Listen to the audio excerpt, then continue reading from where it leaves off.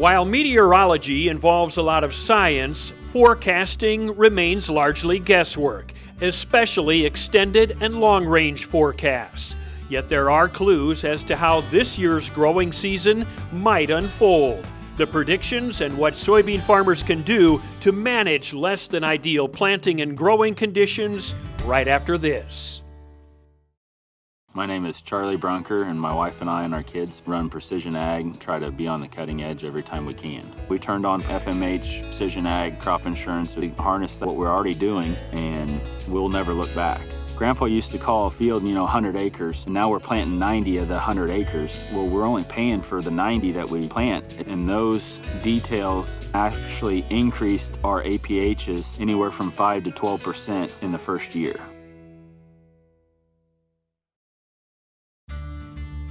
Justin Glisan, Iowa's state climatologist, says a classic LaNina is in place.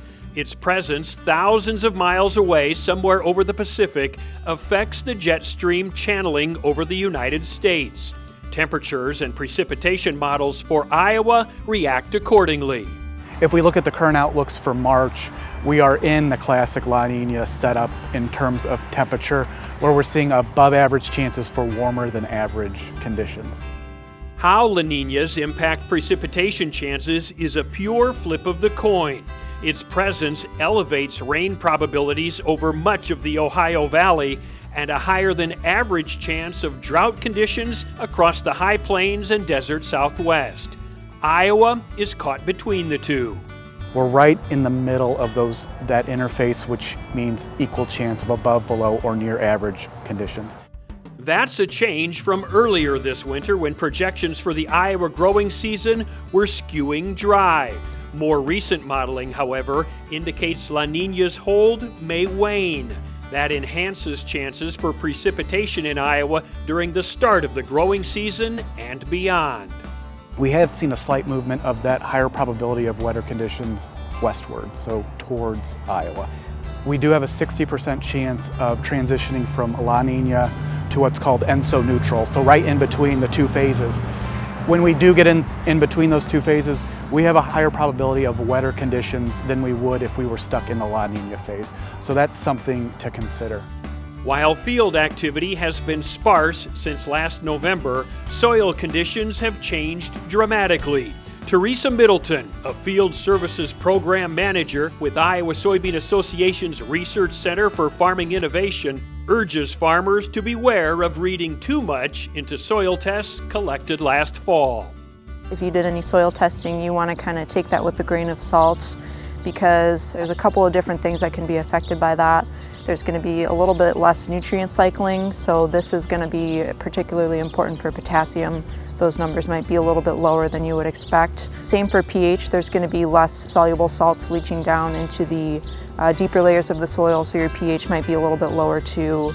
And then finally, it's just harder to get the correct sampling depth when conditions are dry, so it might kind of introduce some general error that way. If planting season skews dry, Middleton says selecting the right planting depth takes on added importance. You want to make sure that your equipment's really calibrated to be getting consistent depth, and maybe plant on the deeper end of the range that's acceptable for the crop. And that way you can kind of ensure that if there's any moisture down there, it's hopefully coming into contact that way. On the flip side of that though, don't go too crazy and plant deeper than you should, because that can lead to problems also. Looking further out, Middleton says a drier than average growing season can also hamper weed management.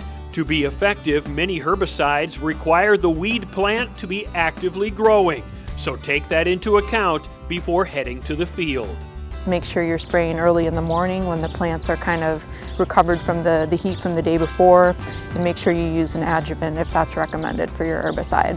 Middleton says that regardless of weather conditions, farmers using cover crops typically see a benefit, especially when growing seasons start out dry. This would be a great year to have cover crop in your operation. They can be a great thing for helping to conserve moisture by preventing evaporation, and they're also good for increasing water infiltration capacity, so that when we do finally get a rain, we're able to take full advantage and we're getting that all down into the soil profile and preventing some runoff that way.